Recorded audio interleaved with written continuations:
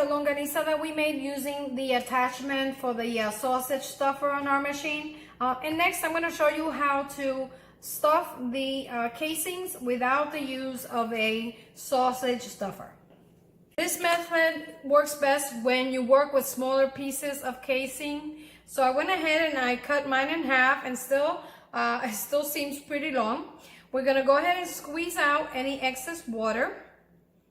And you still want to keep them a little bit moist, but you don't want all that water inside the casing. Now we're going to find the end, and using our thumb, we're going to go ahead and stretch it. And we're going to take these two fingers and tuck that casing over them. And we want to bring it down about an inch down on our fingers, just like that. And we're going to take our thumb and we're going to tuck it right under, creating an opening to stuff our longaniza. Now you can use a spoon if you like, but honestly, it works a lot better when you use your hands. And you want to go ahead and begin filling the casing with the longaniza. You know, it takes a little bit of time and a little bit of practice, but in time you'll get really good at it and really fast. It takes a little bit of practice.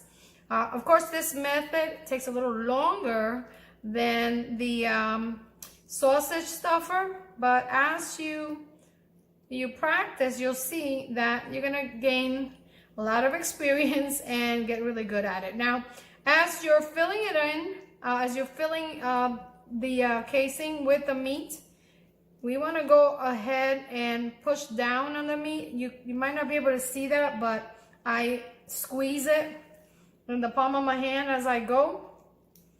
And what that's going to do, it's going to bring down the stuffing. Now, for this method, you also don't want to tie the other end, because that will create or generate too much air in the casing, and it'll make it a lot harder to stuff. But don't worry, because as you're working the casing, you'll see that you'll be able to squeeze out the air.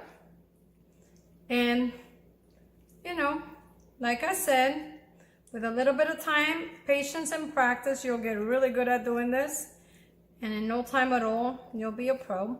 I'm going to continue filling and stuffing my longaniza, or my sausage, and when I come back, I'm going to show you what it looks like. I just finished stuffing the casing, and now I'm going to go ahead and tie it. I've already tied one of the ends, and what I'm doing is I'm squeezing some of the air out.